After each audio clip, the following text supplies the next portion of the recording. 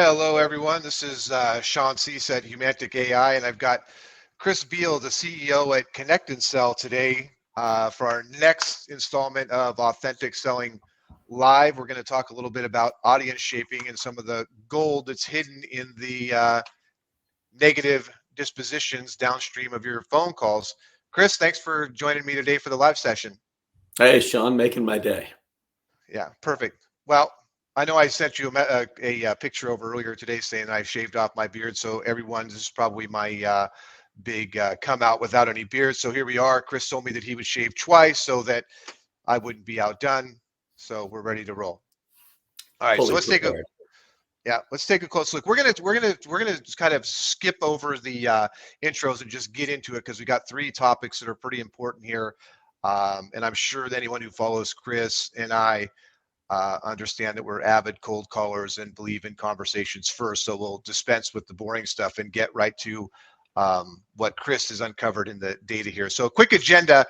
We're going to talk about the gold downstream of negative call dispositions, trespassing versus trespassing, just something that we've made up along the way, the speed to trust and the momentum and the baton pass, and then what audience shaping means altogether, what it means to actually put together an audience that could be your next best customers and different ways to go about that. So let's start off with the data.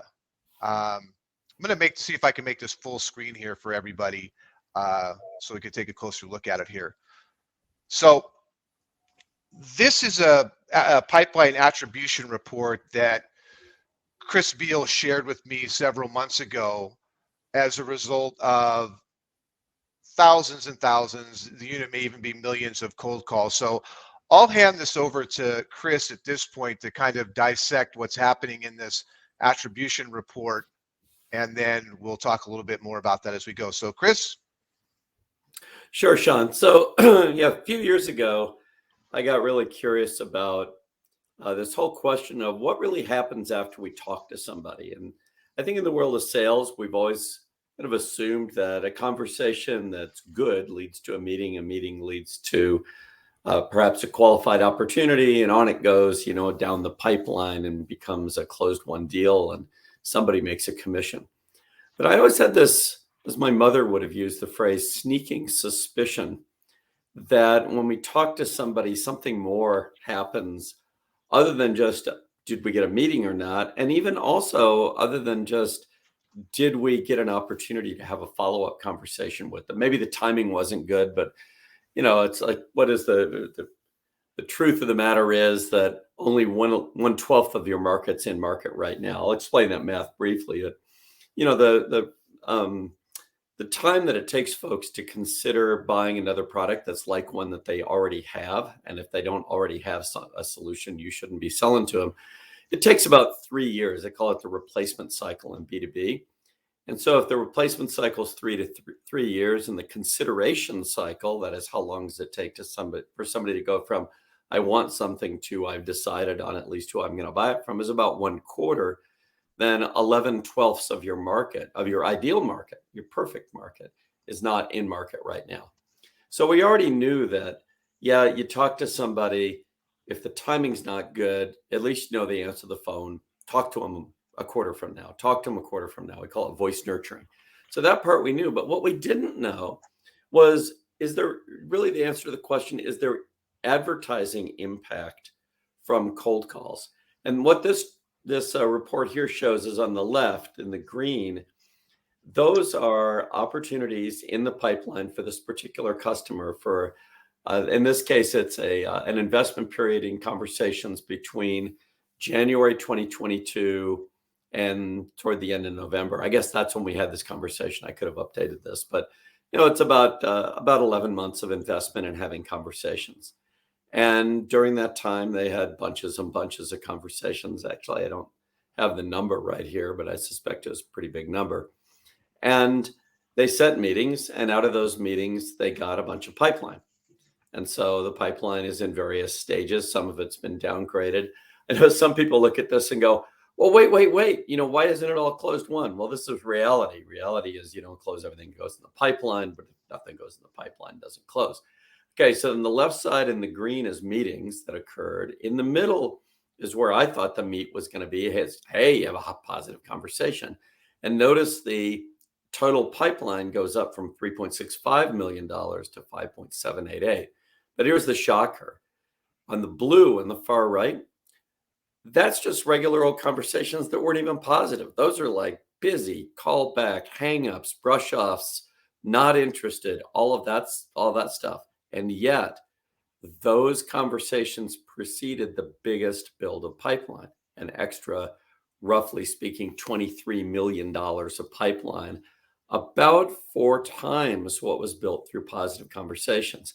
And that was the eye opener for me, which is negative conversations precede and perhaps drive more pipeline than positive conversations, which themselves drive more pipeline than the limited ones that set meetings. So if I could say that back to you, looking at the data here, where I'm claiming that there's gold in the data that we're unaware of, and the way that we've always thought about cold calling and meeting setting and things like this may be inaccurate. So the left column, the green column, are in fact calls that ended in the most, what people would consider the most positive disposition, that a meeting was set. And then the middle column are positive dispositions, probably something like a completion, a yes, a no, a not me, a not now, where the call ended in a completion, as opposed to the third column that really is a negative disposition, where somebody may have said, no, no, thank you. I don't take cold calls. Take me off your list. I don't like you. Don't ever do this to me again. Is that accurate? Yes, it is. Okay, so if that's accurate, then the third column, where we have 4x the lift in pipeline for this particular sample, well, actually, it's a little bit more than that, isn't it? 2 to 17. It's about 8. Well, it's 5.78 to 28.8. Yeah. Okay, so what does that mean? Can you unpack that a little bit more? Your thoughts around what's actually happening downstream of the phone call? What could possibly be happening downstream of the phone call to make this happen, for these negative dispositions to show up as a result of a cold call in the pipeline down the road as qualified pipeline? Yeah, so there's 2 basic mechanisms that are in play. One is following up. So you have a conversation with somebody, they're not interested. You send them a polite email thanking them for the conversation anyway, and you've opened up a digital channel. So this particular customer was really good at that. They would follow up with an email and with a social, LinkedIn Connect request after every conversation, just as a thank you for our conversation today. And the really smart ones, this was not one of those. They actually have that come from not the sales rep, but from the boss. Thank you for speaking with my colleague today. That one really kind of gets to the heart of the matter when you're talking about senior people talking to senior people. But then the more surprising one is what I'll call just the advertising effect. Let's think about the other way around. Folks spend billions of dollars, many, many billions across all of B2B with Google and other, LinkedIn ads and stuff like that. But let's stick to Google. What are they hoping for? They want somebody who resembles their ICP to show up at their website based on this ad. So effectively, they want the click, right? And they want the exposure on the website. Well, let's compare somebody seeing a Google ad, some AdWord thing that you have on a search or whatever, compared to an actual human being speaking with them. Which is more likely to drive a follow-up action like going to your website? Well, we never really thought about it. When we talk to somebody, one of the reasons they give us a negative disposition is they go to our website. This is kind of funny, Shawn, because you and I both know this. So in a conversation, if we overexpose our value proposition, we're going to get a thanks, we're all set. Mm-hmm. Well, another way to have that happen is somebody just knows the name of our company. They type it into Google while they're talking to us for 30 seconds. The website pops up and the website says what we do. That is, it overexposes the value proposition because they're having a separate conversation with the website through their eyeballs and their brain. And they go, oh, I know what you guys do. I'm not interested. However, we just got what you would have paid $19.92 or whatever to Google, in order to get, but we got it in the context of a conversation that might have been held skillfully enough to build trust. So trust plus website visit beats ad every time. And what you're seeing in the blue is essentially it's where cold calls compete with Google. Yeah.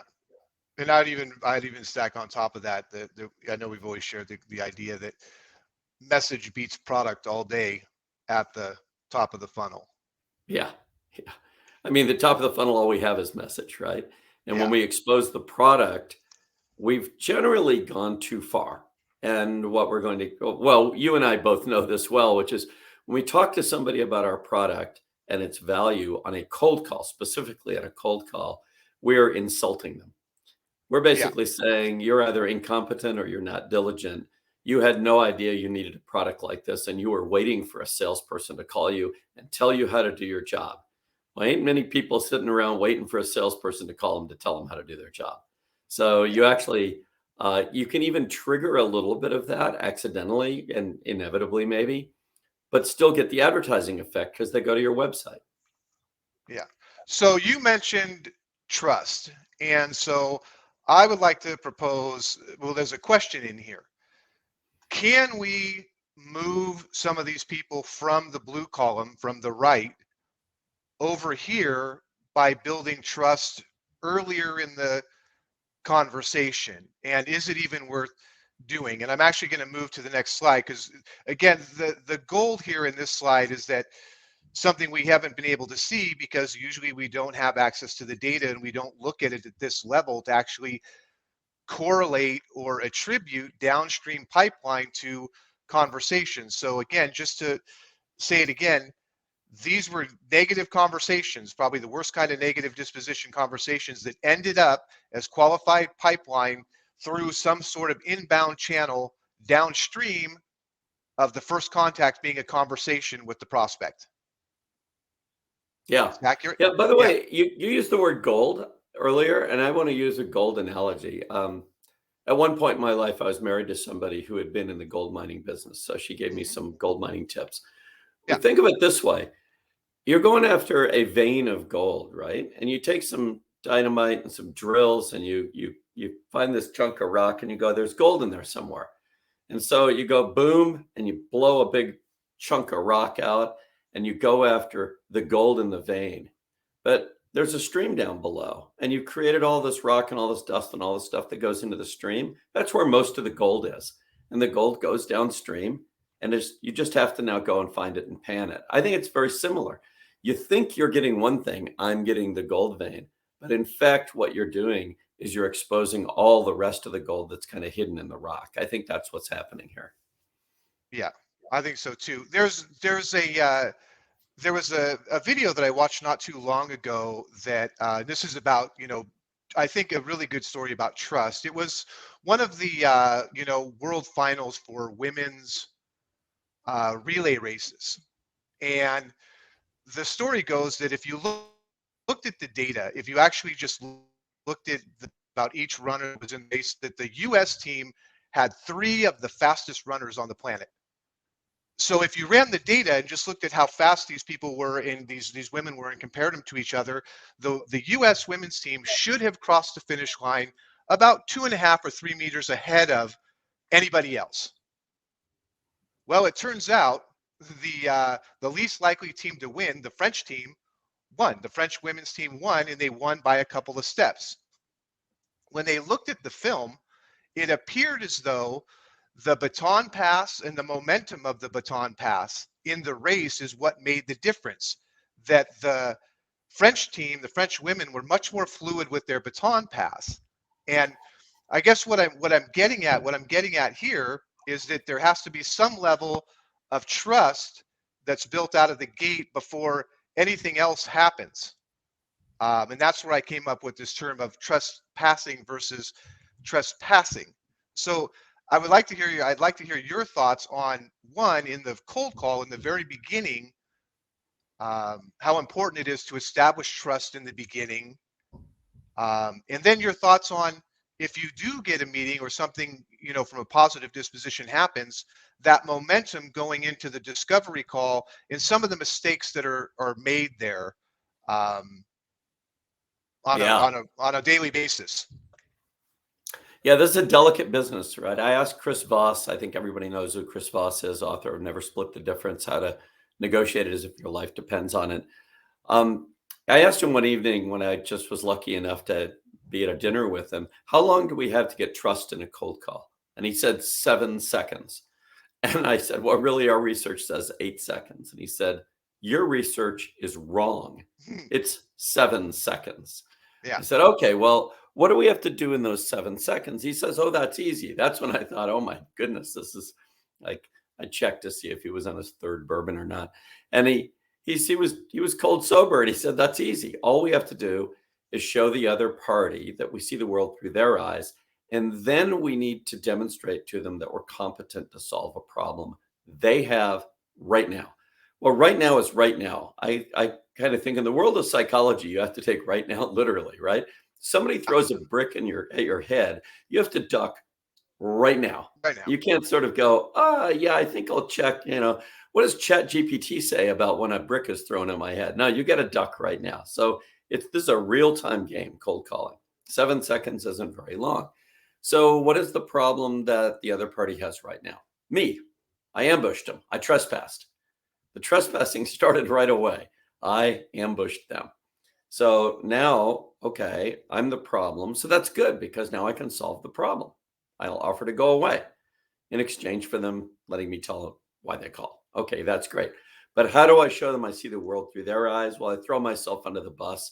I indict myself for trespassing before we can have a little bit of trust passing where they'll pass some trust to me that I might be able to pass along to my account executive or whoever I'm setting meetings for.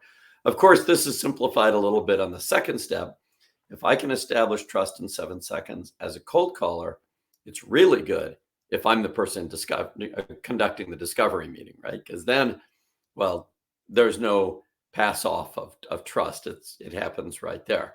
This is actually, I think, the biggest hidden problem in the world of, I'll call it high performance SDRs. High performance SDRs create a lot of trust, and then they've got to trust pass that on to someone else. How do you do it? Third party endorsement for the most part. Yeah. You endorse the other person as a product. Here's my favorite line, by the way. If you want to get somebody to take a meeting with somebody else, and you know who the somebody else is, which, by the way, is another problem with the SDR model. When you don't know who you're setting a meeting for, then you've got to go generic. This is easier to do specifically. For me to say to somebody, thinking back, I can't recall one person who said that meeting with Shawn Sease was a waste of their time. Now that is an endorsement, right? I can't personally recall one person who said meeting with Shawn was a waste of their time. That's a pretty strong claim. And now somebody can go into that meeting. If they trust me, now they trust Shawn. A little bit anyway. And that's all he needs. He needs a little tiny bit of a little handhold so he can get going with them.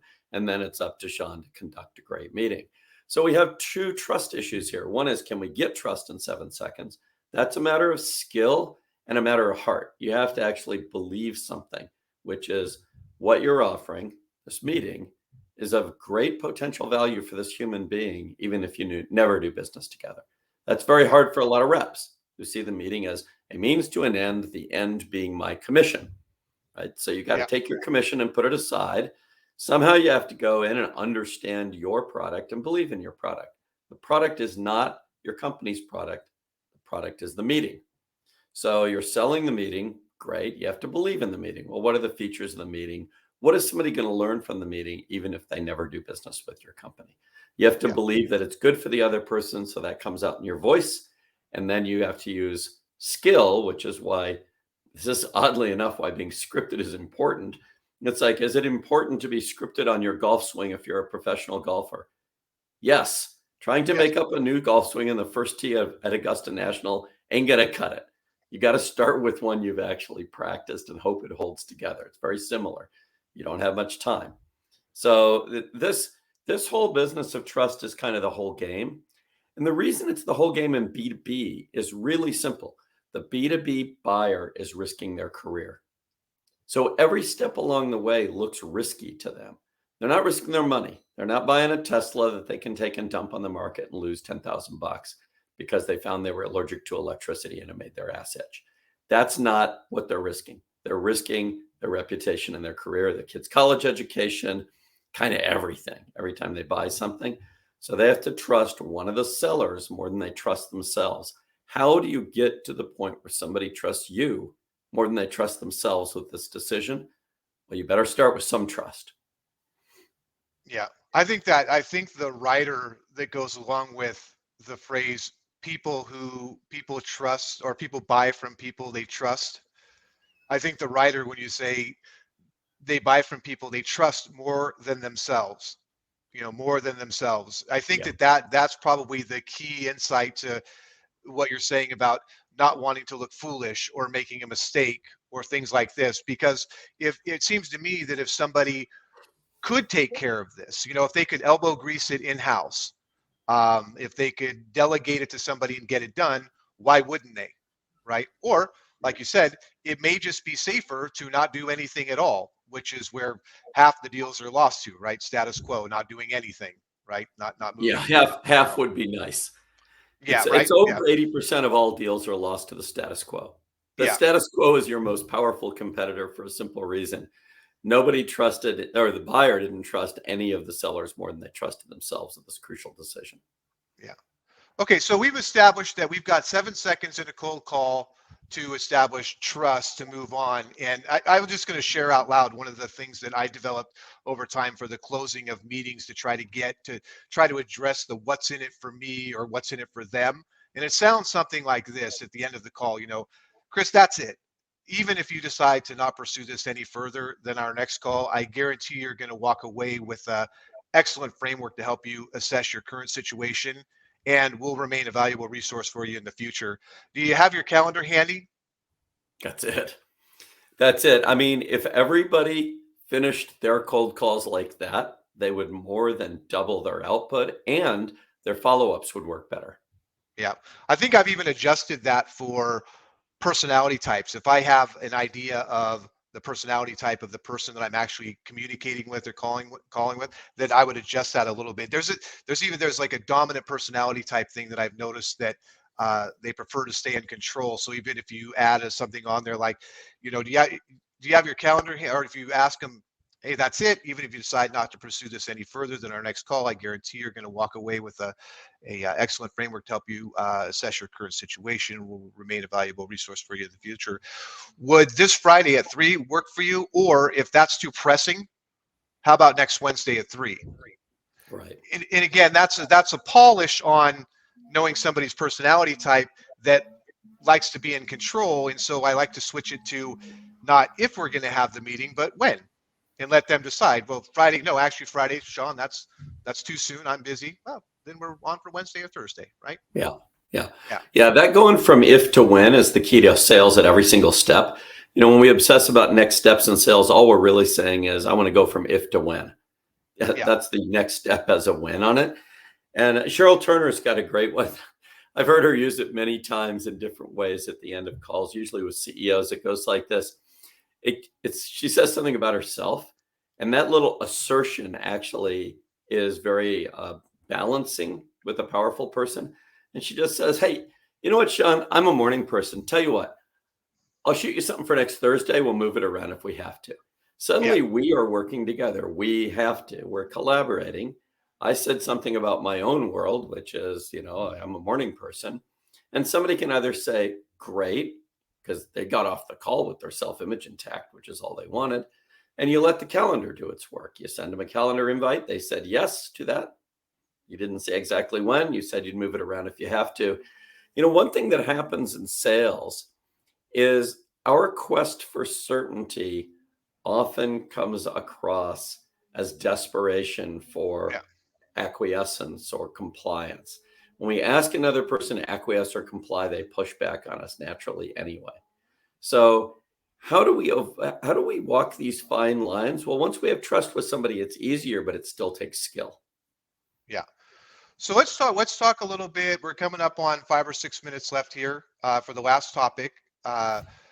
who is likely to buy, and whether or not this is a myth or reality. And I'm going to just kind of share a couple of ideas here. I didn't want to leave the email people out of our presentation here. I know we always talk about cold calling and voice conversations, but I wanted to share a little bit of data from the work that we're doing here at Humantic and kind of wrap this up into the audience shaping idea here. In other words, how could we build trust? How could we improve the speed to trust metrics, some theories and some proof around that?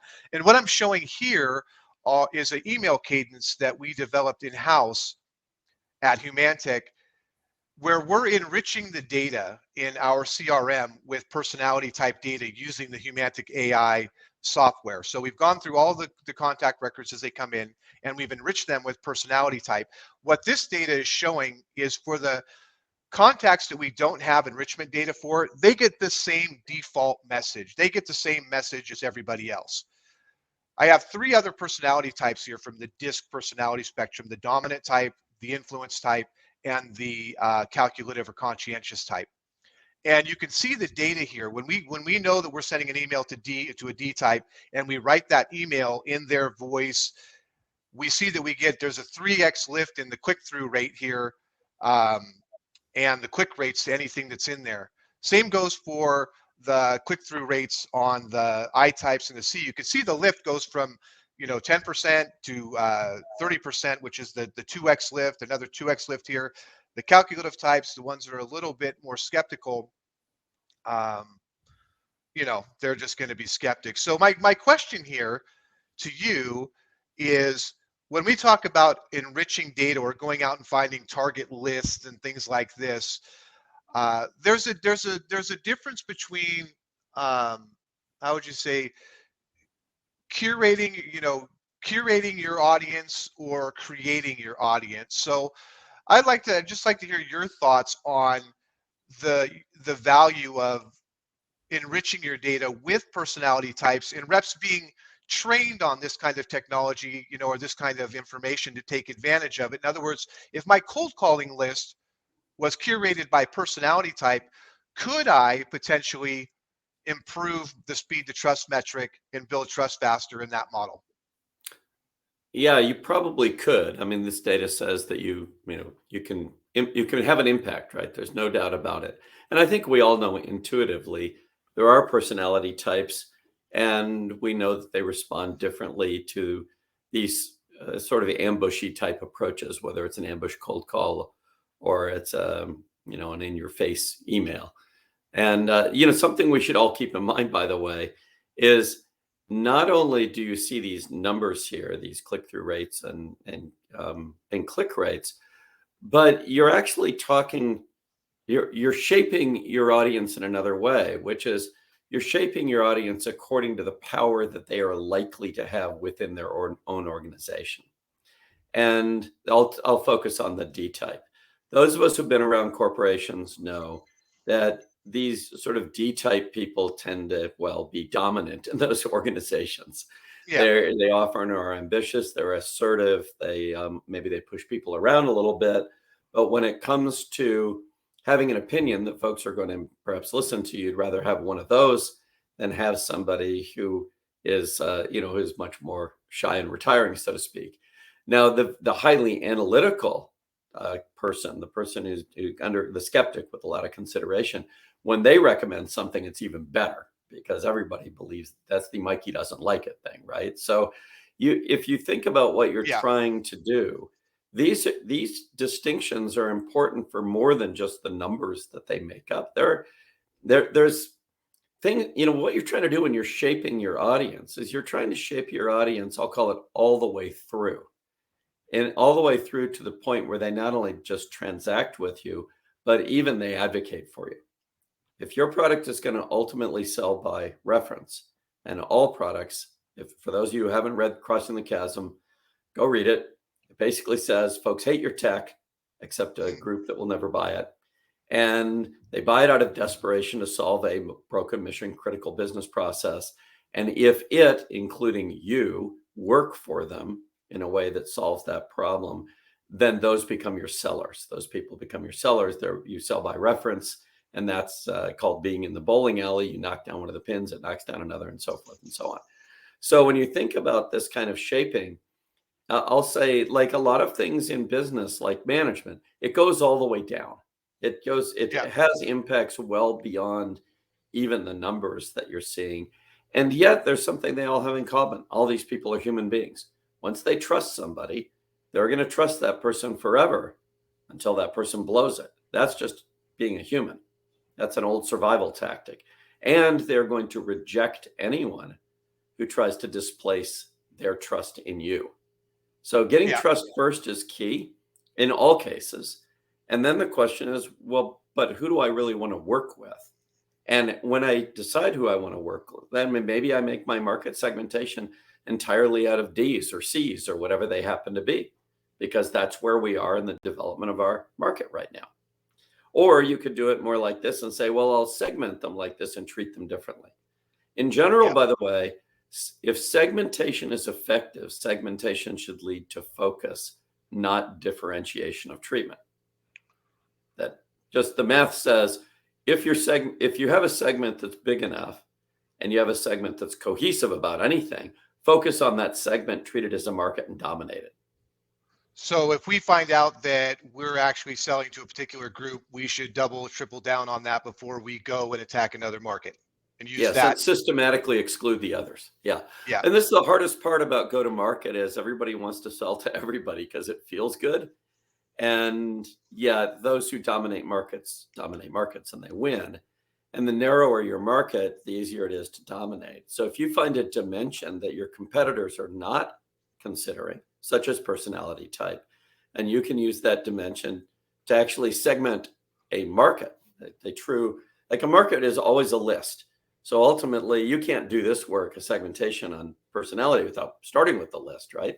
So you start with a list, you make 3 sub lists, say, or 4 or whatever. Mhm. And you say, well, which one, if I had to make a choice, which one would be my market? You might not know, in which case you do a market exploration, you do testing. But when you find one, you're very wise to say, let's go dominate that as fast as possible, knowing that you still have got the 3-year replacement cycle issue to deal with. Yeah. So if audience shaping, knowing everything we know, is going to help us turn, how would I say, turn people who've never heard of us into great customers that tell everyone about us, it's worth testing. Yeah, absolutely. Yeah. Absolutely. And the hard part about all this testing is all of us are prone to confirmation bias. We want to hear what we want to hear. We want to see what we want to see. When you're doing this kind of testing, it's really good to have a third party analyze your data. Could Yeah. be somebody in your organization. It could be somebody like Shawn that you go to and say, hey, we think we're seeing this. Tell us we're wrong. Yeah. So we're 2 minutes over, which isn't too bad for us, I think, because we could carry on, we could carry on all day long, right? We get lost in this. So I didn't ask you this, but this is kind of a question or a challenge for you. And I think I know the answer is, if anyone from the audience or anyone downstream sees this and says, hey, how can I put together the number of conversations I need to see a result of using audience shaping and list segmentation? Would you be willing to work with me on some pilots to get these people going?